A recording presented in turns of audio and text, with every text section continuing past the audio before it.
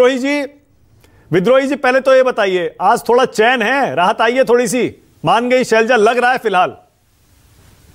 मानक जी, आपको और सभी साथियों को नमस्कार। देखिए, पिछले 5 दिनों से प्रायोजित प्रचार चल रहा है कि शैलजा जी नाराज हैं और इसको भाजपा हवा दे रही थी। और आश्चर्य है, हवा देने वाले कौन थे? पूर्व मुख्यमंत्री, वर्तमान मुख्यमंत्री। क्योंकि उनको साफ दिख रहा था कि वो चुनाव हार रहे हैं। हारे हुए हताशा और निराशा में वो ऐसी ऐसी बातें कर रहे थे जिनकी कोई दूर दूर तक संभावनाएं नहीं। वो बार बार कह रहे थे कि शैलजा जी हमारे पास आएंगी, जबकि शैलजा जी का आज का बयान अगर कोई भी सुन ले तो वो क्या कह रही हैं कि मेरा तो कांग्रेस छोड़ने का प्रश्न ही पैदा नहीं होता। मेरे पिता भी तिरंगे में लिपट कर अंतिम समय गए हैं दुनिया से, और मैं भी तिरंगे पर लिपट कर जाऊंगी। और शैलजा कांग्रेस छोड़ देगी ये कोई विचार भी करता है तो बहुत गलत करता है। और मैं विगत 5 दिनों से विभिन्न चैनलों पर यही बात कह रहा हूं कि कोई नाराजगी नहीं है, प्रतिस्पर्धा है। विद्रोही जी, नहीं देखिए, जब आप ये कहते हैं कोई नाराजगी ही नहीं है, आप शैलजा जी का अपमान कर रहे हैं। मानक जी छोड़िए ना, आप अपनी बात छोड़िए, आपका अधिकार है, आप कुछ भी विश्लेषण करें, मैं आपको थोड़ी रोक रहा हूं। आप कुछ भी विश्लेषण करें, विश्लेषक भाई कुछ भी विश्लेषण करें, भाजपा कुछ भी विश्लेषण करें, उनका लोकतांत्रिक अधिकार है। और मैं सभी के लोकतांत्रिक अधिकारों का बहुत सम्मान करता हूं। अच्छा, परंतु मैं 5 दिनों से विभिन्न चैनलों पे अरे तो फिर वो जब ये कह रही हैं, आज ही कह रही हैं, वो ये कह रही हैं कि सीएम की दावेदारी कोई भी रख सकता है, मैंने भी उसका खामियाजा भुगता। क्या मतलब इसका?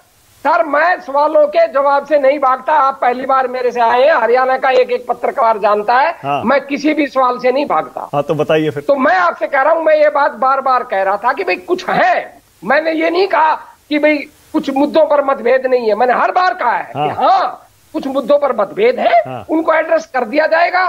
परंतु ऐसी कोई संभावना नहीं है कि डिप्टी सीएम के लिए मना कर चुकी हैं, वो कैसे एड्रेस करेंगे बताइए? कह रही है डिप्टी सीएम नहीं बनूंगी। नहीं, कोई ऐसा सवाल ही नहीं उठाया। ये आपका अपनी परिकल्पना है। कांग्रेस पहले दिन से कह रही है हमारा कोई मुख्यमंत्री का चेहरा नहीं है। पहले दिन से कह रही है। यही भूपेंद्र सिंह हुड्डा कह रहे हैं, यही दूसरे नेता कह रहे हैं। सबकी एक लाइन है कि भाई जो हमारे विधायक चुनकर आएंगे वो राय देंगे, उनकी राय से हाईकमांड तय करेगा मुख्यमंत्री कौन होगा।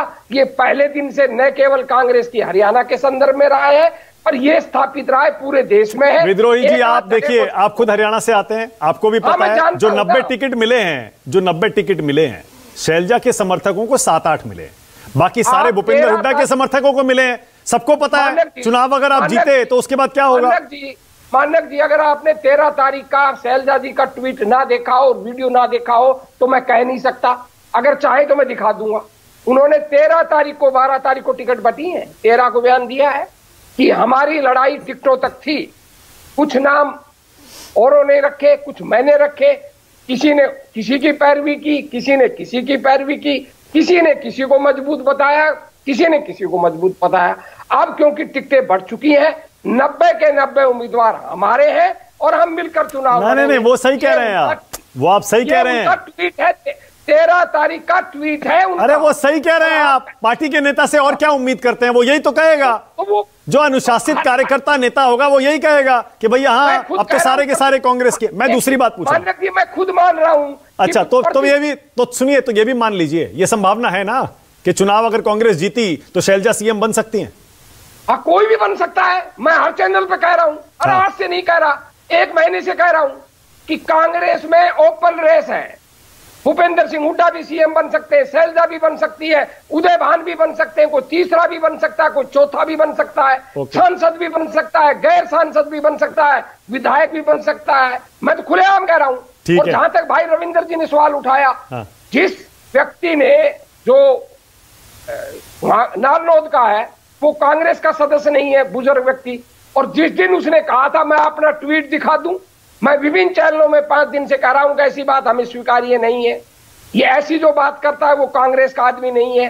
और उस एक व्यक्ति ने कहा था और उसने माफी मांग ली, उसके खिलाफ FIR दर्ज होगी और हम कतई भी उसको प्रेशर नहीं। अच्छा विद्रोही जी, एक काम करिए ना, विद्रोही जी देखिए, आपको भी पता है बीजेपी वाले कोई मौका छोड़ नहीं रहे हैं।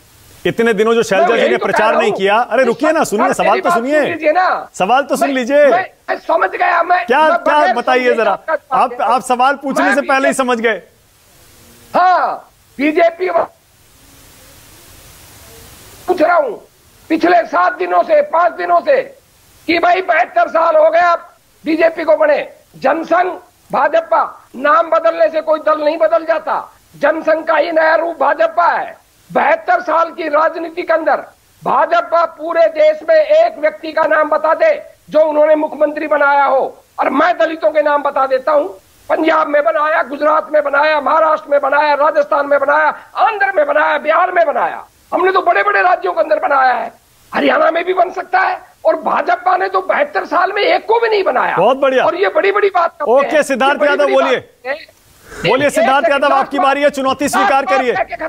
लास्ट बात हरियाणा के संदर्भ में। बोलिए 10 सेकंड और लीजिए। हाँ, सिद्धार्थ जी जवाब दे देना, मगर मैं गलत कह रहा हूं तो मुझे गलत ठहरा देना। पिछले 5 सालों से हरियाणा में भाजपा नेतृत्व डॉक्टर बनवारी लाल जी को, मेरे मित्र भी हैं और मेरे ही हल्के के हैं, उनको दलित नेता के रूप में प्रोजेक्ट कर रही थी पिछले 5 साल से। और उस कथित दलित नेता को इन्होंने टिकट भी नहीं दी। ये इन्होंने सम्मान किया है जिसको ये हरियाणा का दलित नेता। ओके सिद्धार्थ।